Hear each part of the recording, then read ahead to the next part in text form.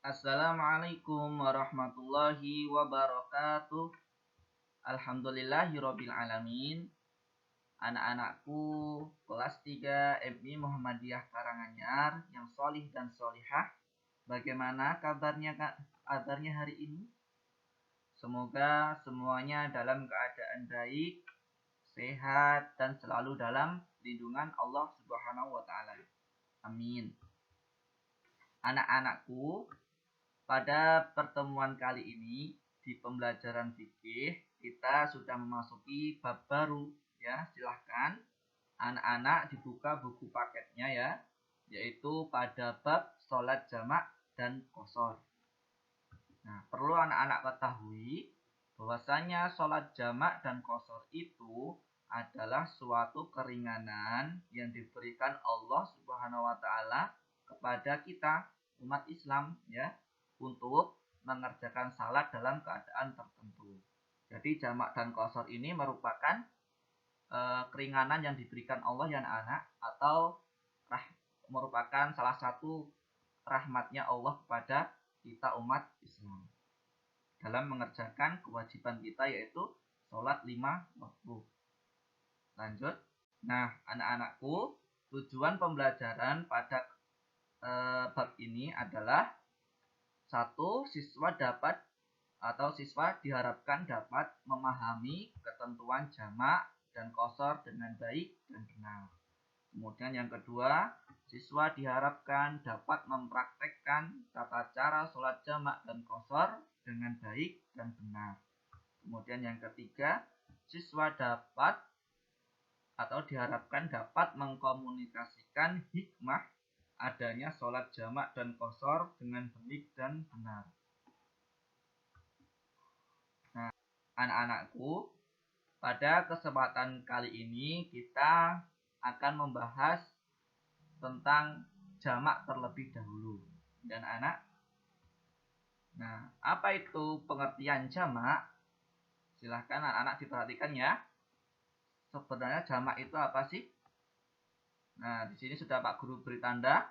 Sholat jamak adalah sholat yang dikumpulkan atau digabungkan. Jadi, menjamak sholat itu adalah sama saja artinya mengumpulkan atau menggabungkan sholat. Nah, apa maksudnya? Maksudnya adalah sholat yang dikumpulkan atau digabungkan dalam satu waktu. Contoh, sholat zuhur dan sholat asar kita mengerjakannya pada sholat zuhur atau pada waktu asar. Jadi, menjamak sholat itu adalah mengumpulkan dua sholat fardu atau dua sholat wajib yang dikerjakan pada salah satu waktu sholat.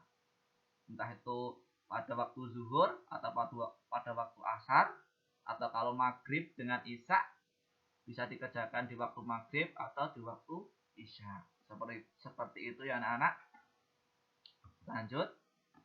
Nah, ini perlu digarisbawahi anak-anak bahwasanya sholat subuh itu tidak boleh untuk dijamak dengan sholat apapun atau dengan sholat wajib apapun. Jadi sholat yang bisa dijamak hanya sholat zuhur, sholat asar, sholat maghrib, dan sholat isya. Itu ya anak-anak. Semoga anak-anak paham. Lanjut. Nah, apa toh dalil yang menerangkan bahwasanya menjamak sholat itu dibolehkan? Nah, itu ternyata ada pada salah satu hadis Nabi. Silahkan anak-anak dibuka buku paketnya pada halaman 17 ya. Yang mana Pak Guru bacakan. Anan Nabiyya sallallahu alaihi wasallam shalla bil Madinati sab'an wa samaniyan ad-duhra wal asra wal maghriba wal isya'a. Yang mana di sini sudah Pak Guru cantumkan artinya bahwasanya Rasulullah Shallallahu alaihi wasallam sholat di Madinah 8 rakaat dengan jamak dan 7 rakaat dengan jamak pula, yaitu sholat zuhur dengan asar serta maghrib dengan isya. Jadi 8 rakaat itu maksudnya sholat zuhur dan asar, kemudian 7 rakaat itu maksudnya sholat maghrib dan sholat isya.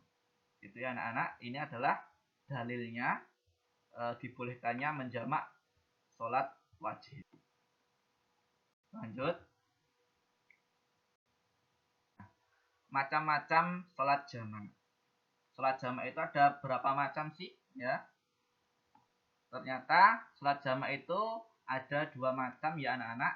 Ya, yang pertama yaitu jamak takdim. Apa itu jamak takdim? Nah, jamak takdim adalah penggabungan sholat yang dimajukan. Misalnya, mengerjakan 2 sholat fardu yang dikerjakan pada sholat pertama. Contohnya, zuhur dan asar pada waktu zuhur, maghrib dan isya pada waktu maghrib. Jadi, jamak takdim itu mudahnya itu adalah kita menggabungkan 2 sholat wajib, ya, itu kemudian kita mengerjakan 2 sholat tersebut pada waktu yang sholat pertama. Nah, contoh sholat zuhur dan asar, kita mengerjakan 2 sholat tersebut pada waktu zuhur. Contoh lagi, maghrib dan isya, kita mengerjakan 2 sholat tersebut pada waktu maghrib. Nah, bagaimana caranya? Nah, cara mengerjakan jamak takdim adalah yang pertama mendahulukan sholat yang pertama. Ya, jadi kalau kita melakukan menjamak sholat zuhur dan asar, kita ketika mengerjakan sholat itu kita harus mengerjakan sholat zuhur terlebih dahulu.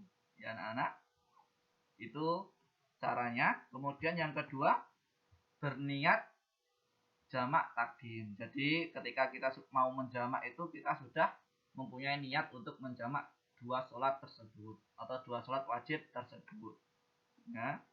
Kemudian yang ketiga, dikerjakan dengan berturut, tidak diselingi dengan kegiatan lain. Jadi anak-anak, kalau kita mau menjamak sholat, ya, contohnya ketika kita sudah mengerjakan sholat zuhur, kita langsung berdiri untuk mengerjakan sholat asar, ya. Jadi tidak ada jeda ya anak-anak.